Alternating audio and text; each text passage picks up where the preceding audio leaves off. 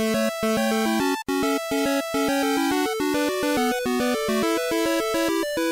and welcome to Armed with Controllers. This is Fabs playing another It Came From the East, and today I'm going to be playing Malicious, a curious little download-only title on the PlayStation Network. This is understandably from Japan. It's a very simple but effective action game of sorts, sort of like a crazy stylised version of Shadow of the Colossus. You see, I'm playing as this chap here, a guy named Valeria. Yeah, he's got a girl's name, I don't know. And each of these stages here, they all have one huge boss that needs to be defeated. And I can go about this in any way I wish. Today I'm going to be taking on the Royal Battle Escort. So yeah, there is a vague plot of sorts, but to be honest, it's largely superfluous. This is really just a game where you get to have some fun with crazy cel-shaded antics and whatnot. So, that crazy cape on the back is the source of my character's power. It can transform itself into all kinds of different weapons, which is pretty cool. And each of these bosses you beat will give you a new weapon or a new ability. So the order you go through this game actually does affect difficulty. I honestly can't tell you how so. I mean, I know obviously you get, as you beat levels, the number of enemies and the boss's health, they go up as well. But yeah, depending on what weapon you have, that can make a boss easier or more difficult depending. So it's really quite interesting. So at the moment, I've only beaten the one stage, so I've got 3 weapons. At the moment, you see me using the fists, which are pretty cool. Nice close combat weapon. That's the default. The default 2 are the fists and the long range one. So yeah, the fists are pretty good for hitting stuff and whatnot. As you can see when I actually hit something. There we go. I've just switched to a long range one now, which is pretty cool. It's got a pretty good attack that allows you to lock on at a distance from a selection of different enemies and whatnot, and hit them all at once, which is quite nice. Of course, when you're up close, it's fundamentally useless, hence why we have the fists, which is quite nice. See, we also have the lance weapon, which I unlocked by beating the chap in the library. That one's ridiculously slow, but it's got a pretty good move in that you can cancel into it from other attacks. So it's helpful in that case. Now, each weapon does have a weak attack and a strong attack. I mentioned the lock-on earlier for the long-range one. That's the long-ranger's strong attack. The fists, there you are, that's the strong attack right there. And in addition as well, you can power up your moves by holding L1 and using your aura. Now you see, what I'm doing at the moment is I'm fighting just casual bad guys at the moment, rather than fighting a boss at this point in time, because one thing you need is aura, which you get that by killing bad guys and whatnot. It's very helpful because A, it powers up your attacks, and B, it also is useful for healing yourself, because unsurprisingly you can die in this game. I know, a video game where you die, it makes no sense to me, but let's run with it. And yeah, if you hold L1 when doing these attacks, you actually can power it up, which is pretty cool.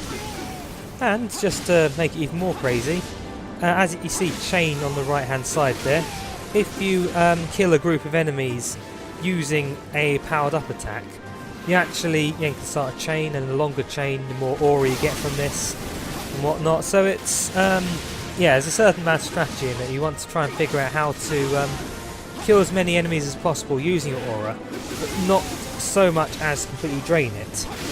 But of course, if you can start chaining it, the chain offsets that loss, and you end up with more health and general happy times, which is pretty nice. Okay, so that's the Lancer's strong attack there. It's an aimed attack that is very difficult to get off, I find, but when it hits it tends to do pretty well. Okay, so that's me on, what, 4,000 aura there? That's pretty nice, so let's now let's kill more things. Killing more things is fun. So, in terms of control, this game is a touch fiddly, I'd say. The general attacks, yeah, that's fine, but the lock-on and the camera really do need work, because it's far too easy to find yourself trying to go somewhere and then getting lost horrendously because the camera's not going where you want it to. Even though you've centered it, it's decided to lock on to some random bad guy that isn't the boss. It's very annoying. But there we go. Okay, there's a nice corridor here. Let's see if I can kill these guys with any ease. There we go, 5,098, 298 aura. Let's, okay, let's not jump into the netting. Let's go back. Now, one of the nice things is you have a tremendous freedom over each of the stages. You can go anywhere, and you don't have to worry about falling down a hole and dying and whatnot, because the game automatically puts a bottom level for you. Okay, so here is our boss. He's a knight with a chain gun and a shield. That's the kind of thing we all want, I think. So, at the moment, yeah, I'd say the best weapon to use against this guy, at least when you have a chance to spam it, is the shield, because the lance, because that does take off quite a lot of damage, and it's good as well at knocking out that shield. The one fun thing as well is the block. If you time your block correctly, you can actually get a bit of aura out of it, which is quite nice. Of course, you've got to be careful, because like then you can only use the shield for a limited amount of time before it breaks and you end up completely screwed up. But it's okay, because you've got those little dudes there. They die very easily. They're excellent for grabbing extra aura, which is pretty cool. Okay, just look at the amount of damage that lance is doing to him when it hits. Notice how when it hits, but there we go. Nice and strong. Perfect for this, I think. Of course, you have to get close enough to him to use it. And he does like to use that chain gun.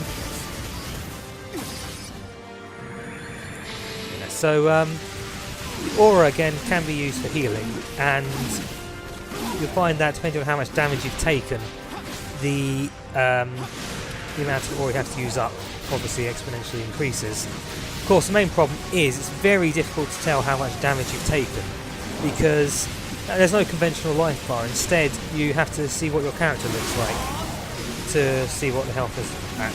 Of course, the problem is it's very difficult to tell when your character's on their last legs, because it's only really the amount of limbs they have left that dictates this. I mean, when your character is just a floating torso with a head and arms, then yes, then it's the you're on your last legs. But before then, it's difficult to tell aside from the screen cracking, like earlier, where you get a sort of impact effect. Okay, so I've taken down to half-life, and now he's chosen to offset this by flying! Flying rocket knights. What's not to love? Okay, and he's evidently gained quite a nice little sweep there. Particularly annoying because that takes out those little dudes, which means I can't get aura out of them.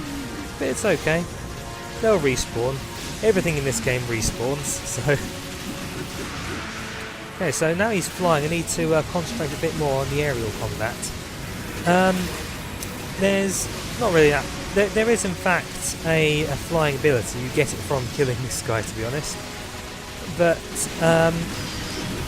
yeah, for the most part, in terms of jumping and whatnot, you have, if not limitless, there's certainly a huge number of jumps to use when you're in mid-air, so getting to him is not the issue. It's just attacks at work.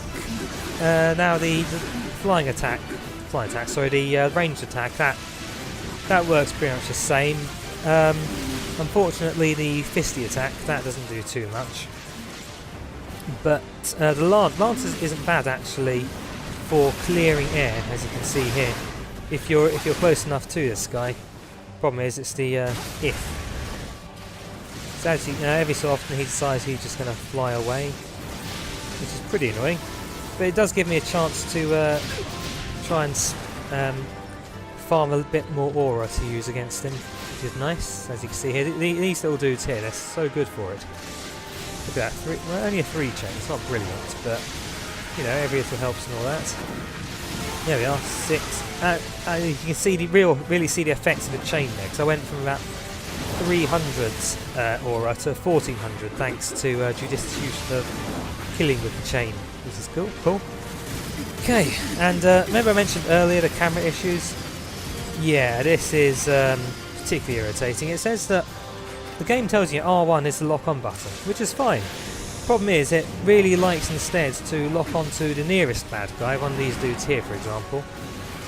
And, you know, considering the point of the game is to kill the boss, I don't really want to spend my time firing all my long range attacks, for example, at some dude who's right next to me when I've got this guy with a chain gun shooting at me. It's an irritating problem. See, there we are. I had it in my sights. Press R1. Nope, sorry, going straight for the nearest guy. Isn't that just marvellous? Oh well. Still, that's a pretty good chain, I think. So where is he? Ugh. So I know he's up there, but it's just so annoying trying to get to him because the camera insists on keeping him out of the way, and the lock-on is of no help whatsoever.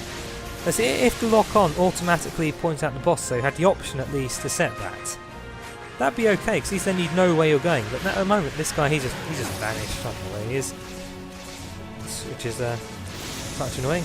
There he is. Right, okay. And the lock-on's hitting him. Brilliant. Now, can I spear him from the air? Yes, I can. That's doing a lot of damage. I like it. Problem is, he's doing a lot of damage to me. There you are. You can just about make out that his right leg is gone now. I mean, in terms of losing health, it doesn't adversely affect your attack or anything, which is good.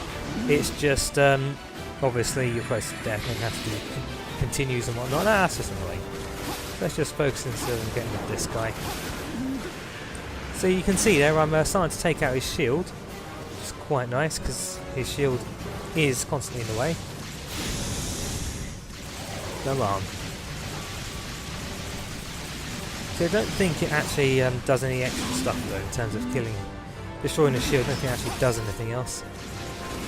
Damn, I'm taking a lot of damage here. That's not cool. Still, cheap healing. That's the important thing. Okay, so he's flying away now like some kind of coward. Right, now you notice I did cut a bit there because it was yet another case of spending ages trying to find this guy and then fighting random bad guys to draw up aura. No one wants to see that, so let's concentrate on killing this boss again, shall we? Yeah. Okay, now you'll notice the R1 is telling me to lock onto something there. It's not the boss. It wants me to concentrate on one of those crazy flying dolphin things. I don't know why, because, you know, as nice as they are, they're not really doing anything. And this guy's so close to death. I'd much rather fight him, to be honest. So there we go. So I've taken out the shield there. It's not affected here how his attack pattern, for example, though. He's still focusing on the crazy old chain gun every so often, attacking with the lance. I think he might have lost the napalm attack, which is something. Although he barely ever did anything with that, so oh well. Right, there's a veritable bevy of dudes to kill. Yay! Okay, while we wait for the dude to return, let's go for one of these crazy whale things. Space whale. Or not, because the camera is deciding not to focus on that. Oh dear, where is Mighty Fellow gone? I've decided I'm tired of these guys. Let's concentrate on Mighty Fellow.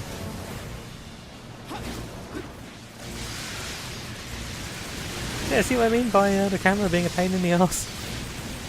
It's not helping me play the game, which is a massive issue.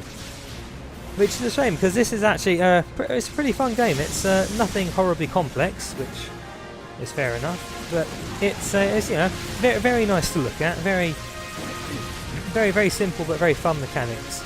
I mean, it did pretty well in Japan. It's managed to get a PlayStation Vita re-release. Download only again though, but never mind. I think this might be free on the PS Plus still. I'm not sure though. I mean, that's how I got it. In fact, I dare say it's the reason I got PS Plus in the first place. Luckily, there have been loads of other awesome games on there now to convinced me it's worth it, so there we go. Okay, he's close to death. He's got to be dead soon. And of course it's focusing on that for damped.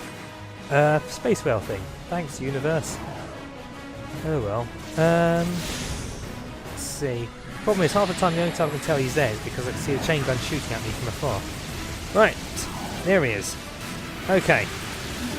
Last stretch, I think. Then that's the end of him. Okay. So I think, yeah, if I just concentrate on lancing him, because that covers ground and it does quite a bit of damage as well, which is good. And of course he's flying out of the way. Let's just spam the range. Hopefully, if you look at the health bar, he is so close to death. This has got to be enough. There we go. And thus falls a Titan. Okay, so now he's dead, I will be getting a crazy ability from him. Ooh, that's got to see. There we go. Very Shadow of the Colossus, how he dissolves. And I do believe I get his ability to fly like a crazy person. So how'd I do? Took too long, killed everything, chained well, and took too much damage. Never mind. Okay, so there's the wing that I get. Gives the ability to jump more and float. Isn't that nice? Okay, so that has been Malicious. I'm Fabs for Armed with Controllers. Please like and subscribe. And game hard.